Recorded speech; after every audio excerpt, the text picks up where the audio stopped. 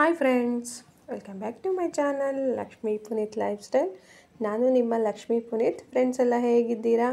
ನಾನು ಕೂಡ ಚೆನ್ನಾಗಿದ್ದೀನಿ, ನೀವು ಕೂಡ ಚೆನ್ನಾಗಿದ್ದೀರಾ ಅಂತ ಅಂದ್ಕೊಂಡಿದ್ದೀನಿ. ಫ್ರೆಂಡ್ಸ್, ಇದು ನಿನ್ನೆ ರಾಮನವಮಿ ಆಯ್ತಲ್ಲ. ಸೊ ರಾಮನವಮಿಗೆ ನಾನು ಯಾವ ರೀತಿ ಮಾಡಿದೆ, ಹಾಗೆಯೇ ಒಂದು ಫೇಸ್ ಬ್ಯಾಕ್ ಕೂಡ ನಾನು ಈ ಒಂದು ವಿಡಿಯೋದಲ್ಲಿ ಶೇರ್ ಮಾಡ್ಕೊಂಡಿದ್ದೀನಿ. ದಯವಿಟ್ಟು ವಿಡಿಯೋನ ಎಲ್ಲ ಸ್ಕಿಪ್ ಮಾಡ್ದಲೇ ಪೂರ್ತಿಯಾಗಿ ನೋಡಿ. ತುಂಬಾ ಹೆಲ್ಪ್ ಆಗುವಂಥ ಒಂದು ಫೇಸ್ ಬ್ಯಾಕು. ಸೊ ನಾನು ಮಾರ್ನಿಂಗು ಬೇಗನೆ ಎದ್ದಿದ್ದೆ, 6 o'clock ಎದ್ದಿದ್ದೆ. ಪಾತ್ರೆ ವಾಶ್ ಮಾಡಿಟ್ಟಿದ್ದನ್ನೆಲ್ಲ ನೀಟಾಗಿ ಒಂದು ಕಡೆ ಜೋಡಿಸ್ತಾ ಇದ್ದೀನಿ. ಸೊ ಇನ್ನೂ ಸ್ವಲ್ಪ ಪಾತ್ರೆ ಇದ್ದು ಅವನ್ನೆಲ್ಲ ವಾಶ್ ಮಾಡೋಕ್ಕೆ ಬೇಷನ್ನು ಖಾಲಿ ಮಾಡ್ಕೊಬೇಕಿತ್ತು. ಸೊ ಹಂಗಾಗಿ ವಾಶ್ ಮಾಡಿರೋ ಪಾತ್ರೆ ಎಲ್ಲ ಜೋಡಿಸಿ ಇಡ್ತಾಯಿದ್ದೀನಿ. ಸೊ ಆವಾಗವಾಗಲೇ ನಾವು ಈ ರೀತಿ ಎಲ್ಲ ಜೋಡಿಸಿ ಇಟ್ಕೊಂಡ್ಬಿಟ್ರೆ ನಮಗೆ ತುಂಬಾ ಈಸಿ ಆಗುತ್ತೆ, ಪಾತ್ರೆನೂ ಕಮ್ಮಿ ಬೀಳುತ್ತೆ. ಆಗಾಗಲೇ ಪಾತ್ರೆನೂ ಕೂಡ ವಾಶ್ ಮಾಡಿಕೊಂಡ್ರೆ. ಸೊ ಎಲ್ಲನೂ ಜೋಡಿಸಿ ಇಡ್ತಾಯಿದ್ದೀನಿ. ಹಾಗೆಯೇ ಇನ್ನೊಂದು ಸ್ವಲ್ಪ ಇದ್ದಿದ್ದು ಪಾತ್ರೆ ಎಲ್ಲ ವಾಶ್ ಮಾಡ್ತಿದ್ದೀನಿ. ನಾವು ಎಷ್ಟೇ ಪಾತ್ರೆ ವಾಶ್ ಮಾಡ್ತಾನೆ ಇದ್ರೂ ಬೀಳ್ತಾನೆ ಇರುತ್ತೆ. ನಂತರ ಈ ಅಕ್ಷಯ ಪಾತ್ರೆ ಅಂತಾರಲ್ಲ, ಆ ರೀತಿ ಈಗಿನ್ನೂ ವಾಶ್ ಮಾಡಿರ್ತೀವಿ, ಮತ್ತೊಂದು ಸ್ವಲ್ಪ ಹೊತ್ತಿಗಾಲೇ ಮತ್ತೆ ಪಾತ್ರೆ ಆಗಿರುತ್ತೆ. ಯಾಕೆಂದರೆ ಈಗಂತೂ ಮಕ್ಳಿಗೆ ಕೂಡ ರಜಾ. ಸೊ ಮಕ್ಳಿಗೆ ರಜಾ ಇರುವಾಗ್ಲೂ ಪಾತ್ರೆ ಜಾಸ್ತಿ ಅಂತಲೇ ಹೇಳ್ಬೋದು. ಅವಾಗವಾಗ ತಿಂತಾ ಇರ್ತಾರೆ, ಅದನ್ನು ಹಾಕ್ಕೊಳೋದು ಇದನ್ನು ಹಾಕ್ಕೊಳೋದು, ಪ್ಲೇಟು ತಟ್ಟೆ ಸ್ವಲ್ಪ ಜಾಸ್ತಿನೇ ಆಗ್ತಿರುತ್ತೆ.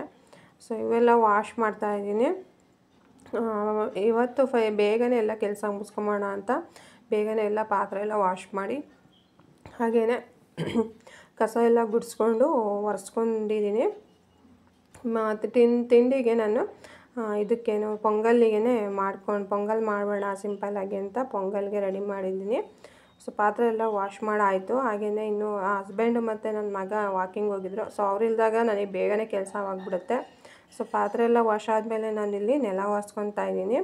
ಬೇಗನೆ ಎದ್ದು ಎಲ್ಲ ಕಸ ಎಲ್ಲ ಗುಡಿಸ್ಕೊಂಡು ಮನೆ ಕೂಡ ಒರೆಸ್ಕೊತಾ ಇದ್ದೀನಿ. ಸೊ ಈ ರೀತಿ ನಾವು ಬೇಗ ಮಾಡ್ಕೊಂಡಾಗ ಆವತ್ತಿನ ಕೆಲಸ ಬೇಗ ಕೂಡ ಆಗುತ್ತೆ. ಸೊ ನೆಲ ಎಲ್ಲ ಒರೆಸಾಯಿತು. ಎಲ್ಲ ಒರೆಸಿ ಕ್ಲೀನ್ ಮಾಡೆಲ್ಲ ಆದಮೇಲೆ ಪೊಂಗಲ್ನ ನಾನು ಮಾಡೋಕ್ಕೆ ಇಟ್ಟಿದ್ದೆ. ಸೊ ಈ ರೀತಿ ಸ್ವಲ್ಪ ಗಟ್ಟಿ ಆಗಿಬಿಟ್ಟಿದೆ, ಯಾಕೆಂದ್ರೆ ನೀರು ಕಮ್ಮಿ ಆಯಿತು ಅನಿಸುತ್ತೆ, ಹಂಗಾಗಿ ಸೊ ಅಡ್ಜಸ್ಟ್ ಮಾಡ್ಕೊಬೇಕು. ಹಾಗೆಯೇ ಪೊಂಗಲ್ಲಿಗೆ ಎಲ್ಲ ಒಗ್ಗರಣೆ ಕೂಡ ಹಾಕಿದ್ದೀನಿ. ಸೊ ಪೊಂಗಲ್ ಕೂಡ ರೆಡಿಯಾಗಿದೆ. ಸೊ ಇದು ಮೊಸರು ಮತ್ತು ಕಾಯಿ ಚಟ್ನಿ ಜೊತೆ ತುಂಬಾ ಚೆನ್ನಾಗಿರುತ್ತೆ ಪೊಂಗಲ್ಲು. ಸೊ ಅವಾಗವಾಗ ನಾನು ಪೊಂಗಲ್ನ ಮಾಡ್ತಾನೆ ಇರ್ತೀನಿ. ಮಗಳಿಗೆ ಸ್ವಲ್ಪ ಕಮ್ಮಿ ಇಷ್ಟ, ಮಗ ಮತ್ತು ಹಸ್ಬೆಂಡ್ ಇಷ್ಟಪಟ್ಟು ತಿಂತಾರೆ. ಹಾಗೆಯೇ ನಾನೊಂದು ಈ ಬಿಸಿಲಿಗೆ ಟ್ಯಾನ್ ಆಗಿರುತ್ತೆ, ಹಾಗೆಯೇ ಮುಖ ಫುಲ್ಲು ಡಲ್ ಆಗಿರುತ್ತೆ ಫ್ರೆಂಡ್ಸ್. ಅದಕ್ಕೋಸ್ಕರ ನಾನೊಂದು ಫೇಸ್ ಪ್ಯಾಕ್ನ ಮನೆಯಲ್ಲೇ ಇರುವಂಥ ಇಂಗ್ರೀಡಿಯೆಂಟ್ಸ್ನ ನಾನು ಯೂಸ್ ಮಾಡಿಕೊಂಡು ಈ ಒಂದು ಫೇಸ್ ಪ್ಯಾಕ್ನ ತಯಾರಿಸಿದ್ದೀನಿ. ಸೊ ಈಸಿಯಾಗಿ ಮಾಡ್ಕೊಬೋದು. ನಿಮಗೆ ಒಂದೇ ಒಂದು ವಾಶಲ್ಲಿ ಕೂಡ ನಿಮಗೆ ರಿಸಲ್ಟ್ ಗೊತ್ತಾಗುತ್ತೆ. ಸೊ ಇಲ್ಲಿ ನಾನು ಒಂದು ಗಾಜಿಂದ ಬೌಲ್ ತೊಗೊಂಡು ಅದಕ್ಕೆ ನಾನು ಒಂದು ಚಮಚ ಕಡಲೆ ಹಿಟ್ಟು ಮತ್ತು 1 ಚಮಚ ಕಾಫಿ ಪುಡಿ, ಇನ್ಸ್ಟಂಟ್ ಕಾಫಿ ಪುಡಿನ ಹಾಕ್ಕೊಂಡಿದ್ದೀನಿ. ನೀವು ಯಾವುದಾದ್ರೂ ಹಾಕ್ಕೊಬೋದು. ಹಾಗೆಯೇ 1 ಚಮಚ ಮೊಸರು ಕೂಡ ಹಾಕ್ಕೊಂಡಿದ್ದೀನಿ. ಸೊ ಇದಕ್ಕೆ ನಾನು ಸ್ವಲ್ಪ 1 ಚಮಚ ಜೇನುತುಪ್ಪ ಹಾಕ್ಕೊತಾ ಇದ್ದೀನಿ. ಕಡಲೆ ಹಿಟ್ಟು ನಮ್ಮ ಫೇಸಲ್ಲಿರೋವಂಥ ಡಸ್ಟು ಮತ್ತು ಡಲ್ನೆಸ್ನ ಕಮ್ಮಿ ಮಾಡುತ್ತೆ. ಕಾಫಿ ಪುಡಿ ಕೂಡ ಅದು ಅಷ್ಟೇ ಫ್ರೆಶ್ನೆಸ್ ಕೊಡುತ್ತೆ. ಹಾಗೆ ಮೊಸರು ಕೂಡ ಆ್ಯಂಟಿಬಯೋಟಿಕ್ ಆಗಿ ವರ್ಕ್ ಮಾಡುತ್ತೆ. ಜೇನುತುಪ್ಪನೂ ಅಷ್ಟೇ ನಮಗೆ ಮಾಯಿಶ್ಚರೈಸ್ ಮಾಡುತ್ತೆ ಫೇಸಿಗೆ. ಹಾಗೆ ಅರಿಶಿನ ನಮ್ಮ ಫೇಸಲ್ಲಿರೋವಂಥ ಒಂದು ಡಲ್ನೆಸ್ಸು ಹಾಗೆ ಬ್ಲ್ಯಾಕ್ನೆಸ್ ಎಲ್ಲ ಕಮ್ಮಿ ಮಾಡುತ್ತೆ. ಸೊ ಇದನ್ನು ಚೆನ್ನಾಗಿ ನಾವು ಪೇಸ್ಟ್ ಮಾಡ್ಕೊಳ್ಳೋಣ. ನಿಮಗೆ ಅದು ಸ್ವಲ್ಪ ಥಿಕ್ನೆಸ್ ಬಂದಿಲ್ಲ ಅಂತ ಅಂದರೆ, ಕನ್ಸಿಸ್ಟೆನ್ಸಿ ಬಂದಿಲ್ಲ ಅಂದರೆ ಇನ್ನೂ ಸ್ವಲ್ಪ ಮೊಸರನ್ನ ಆ್ಯಡ್ ಮಾಡ್ಕೊಳ್ಳಿ. ಹಾಗೆ ನಿಂಬೆಹಣ್ಣು ಬೇಕಾದರೂ ನಿಂಬೆಹಣ್ಣೆ ಕೂಡ ನೀವು ಹಾಕ್ಕೋಬೋದು. ನಂದು ಸೆನ್ಸಿಟಿವ್ ಸ್ಕಿನ್ ಆದ್ದರಿಂದ ನಾನಿಲ್ಲಿ ನಿಂಬೆಹಣ್ಣು ಯೂಸ್ ಮಾಡಿಲ್ಲ, ನಿಂಬೆಹಣ್ಣಿನ ರಸ. ನೋಡಿ, ನಾನೀಗ ಫೇಸ್ ವಾಶ್ ಮಾಡ್ಕೊಂಬಂದಿದ್ದೀನಿ. ಯಾವ ರೀತಿ ಇದೆ ಈಗ ನನ್ನ ಫೇಸ್ ಅಂತ. ಸೊ ಸ್ವಲ್ಪ ಡಲ್ಲಾಗಿದೆ ಫೇಸು. ಈಗ ಇದಕ್ಕೆ ನಾನು ಮಾಡ್ಕೊಂಡಿರೋಂಥ ಒಂದು ಪೇಸ್ಟ್ನ ಅಪ್ಲೈ ಮಾಡ್ಕೊತಾ ಇದ್ದೀನಿ. ಸೊ ಇದನ್ನು ನೀವು ಈಸಿಯಾಗಿ ಆರಾಮಾಗಿ ಮಾಡ್ಕೊಬೋದು ಫ್ರೆಂಡ್ಸ್. ಮನೆಯಲ್ಲೇ ಸಿಗೋಂಥ ವಸ್ತುಗಳು. ಹಾಗೆಯೇ ವಾರಕ್ಕೆ ನೀವು 2 ಸಾರಿ 3 ಸಾರಿ ಮಾಡಿಕೊಂಡ್ರೆ ತುಂಬಾ ಯೂಸ್ಫುಲ್ಲು. ಇದಕ್ಕೆ ನೀವು ಸ್ವಲ್ಪ ಅಕ್ಕಿ ಹಿಟ್ಟು ಕೂಡ ಸೇರಿಸ್ಕೊಬೋದು, ಅದು ಕೂಡ ನಮಗೆ ಸ್ಕ್ರಬ್ಬರ್ ಆಗಿ ವರ್ಕ್ ಮಾಡುತ್ತೆ. ಸೊ ಈಗ ಚೆನ್ನಾಗಿ ನಾನು ಈ ರೀತಿ ಮುಖಕ್ಕೆ ಹಚ್ಕೊತಾ ಇದ್ದೀನಿ. ಆವಾಗಲೇ ಸ್ವಲ್ಪ ನಾವು ಈ ರೀತಿ ಮಸಾಜ್ನ ಮಾಡ್ಕೊಬೇಕು. ಏಕೆಂತಂದರೆ ಅದು ನಾವು ಪೇಸ್ಟ್ ಹಚ್ಚಾದ್ಮೇಲೆ ನಾವು ಮಸಾಜ್ ಮಾಡ್ಕೊಳಕ್ಕಾಗಲ್ಲ. ಸೊ ಹಚ್ಚೋಕ್ಕೂ ಮುಂಚೆನೇ ಈ ರೀತಿ ಮಸಾಜ್ ಮಾಡ್ಕೊಂಬಿಟ್ರೆ ನಮ್ಮ ಫೇಸಲ್ಲಿ ಏನೋ ಇದಿರುತ್ತೆ, ಬೇಡವಾಗಿದ್ದು ಏನೋ ಕೆಲವೊಂದು ಕೊಳೆ ಆಗಲಿ ಏನು ಡಸ್ಟ್ ಗಿಸ್ಟ್ ಏನಿರುತ್ತೆ ಅದೆಲ್ಲ ಹೋಗುತ್ತೆ. ಸೊ ಹಂಗಾಗಿ ನಾವು ಈ ರೀತಿ ನೀಟಾಗಿ ಫೇಸ್ಗೆ ಅಪ್ಲೈ ಮಾಡ್ಕೊಬೇಕು. ಸೊ ಈ ರೀತಿ ನೀಟಾಗಿ ಎಲ್ಲ ಕಡೆ ಫೇಸಿಗೆ ಅಪ್ಲೈ ಮಾಡ್ಕೊಳ್ಳಿ. ನಿಧಾನಕ್ಕೆ ಎಲ್ಲ ಕಡೆ ಈ ರೀತಿ ಸ್ವಲ್ಪ ಮಸಾಜ್ ಮಾಡೋದ್ರಿಂದ ನಮ್ಮ ಒಂದು ಫೇಸಲ್ಲಿ ಬ್ಲಡ್ ಸರ್ಕ್ಯುಲೇಷನ್ನು ಆಗುತ್ತೆ. ಸೊ ಬ್ಲಡ್ ಸರ್ಕ್ಯುಲೇಷನ್ ಆದಾಗ ಫೇಸ್ ಕೂಡ ಗ್ಲೋ ಆಗುತ್ತೆ.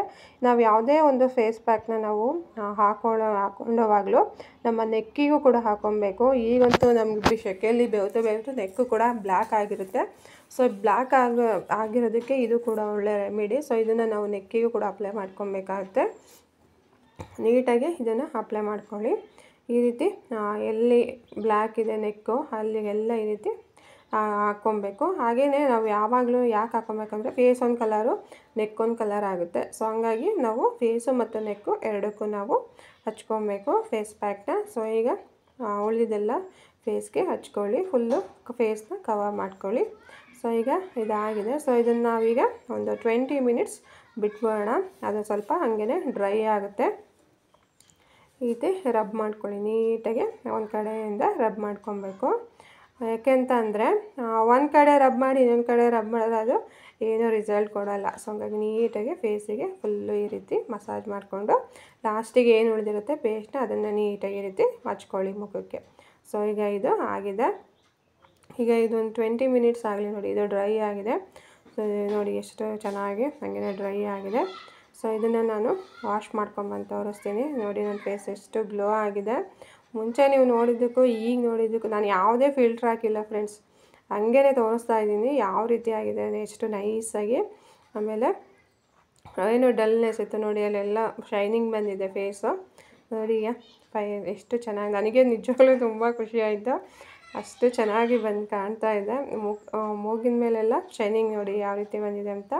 ಹಾಗೆಯೇ ಯಾವುದೇ ಫೇಸ್ ಪ್ಯಾಕ್ ನಾವು ಹಾಕೊಂಡಾದಮೇಲೆ ನಾವೇನು ಮಾಡಬೇಕಂದ್ರೆ ಐಸ್ ಟ್ಯೂಬ್ನ ತೊಗೊಂಡು ಅದನ್ನು ನಾವು ಫೇಸಿಗೆ ರಬ್ ಮಾಡ್ಕೊಬೇಕು. ಇದರಿಂದ ಓಪನ್ ಪೋರ್ಸ್ ಎಲ್ಲ ನಮಗೆ ಕ್ಲೋಸ್ ಆಗುತ್ತೆ. ನೋಡಿ ಈ ರೀತಿ ಐಸ್ ಟ್ಯೂಬ್ ತೊಗೊಂಡು ಈ ರೀತಿ ಮುಖದ ಮೇಲೆಲ್ಲ ಸವರ್ಕೊಳ್ಳಿ. ಸೊ ಅದು ಸ್ವಲ್ಪ ಒಣಗಾದ್ಮೇಲೆ ನೀವು ನಿಮ್ಮ ಮೇಕಪ್ನ ಮಾಡ್ಕೊಬೋದು. ಸೊ ನೋಡಿದ್ರಲ್ಲ ಫ್ರೆಂಡ್ಸ್, ಈಗ ಫೇಸ್ ಪ್ಯಾಕ್ ಯಾವ ರೀತಿ ಇತ್ತು ಅಂತ. ಸೊ ಈ ಒಂದು ಫೇಸ್ ಪ್ಯಾಕ್ ನಿಮಗೆ ಇಷ್ಟ ಆಗಿದೆ ಅಂತ ಅಂದ್ಕೊಂಡಿದ್ದೀನಿ. ಹಾಗೆಯೇ ನಾನು ಪೂಜೆ ಎಲ್ಲ ಮಾಡಿ ಸಂಜೆ ಹಸ್ಬೆಂಡು ಬರ್ತೀನಿ ದೇವಸ್ಥಾನಕ್ಕೆ ಅಂದರು. ಸೊ ಹಂಗಾಗಿ ವೆಯ್ಟ್ ಮಾಡ್ತಾಯಿದ್ವಿ. ನಿನ್ನೆ ರಾಮನವಮಿ ಆದ್ದರಿಂದ ಮನೆ ಹತ್ರನೇ ಇರುವಂಥ ಒಂದು ಲಕ್ಷ್ಮೀ ನರಸಿಂಹ ದೇವಸ್ಥಾನಕ್ಕೆ ಹೋಗಿದ್ವಿ. ಅಲ್ಲಿ ಬೆಳಗ್ಗೆ ಪ್ರಸಾದ ವಿನಿಯೋಗ ಇತ್ತಂತೆ, ನಾವು ಸಂಜೆ ಹೋಗಿದ್ವಿ.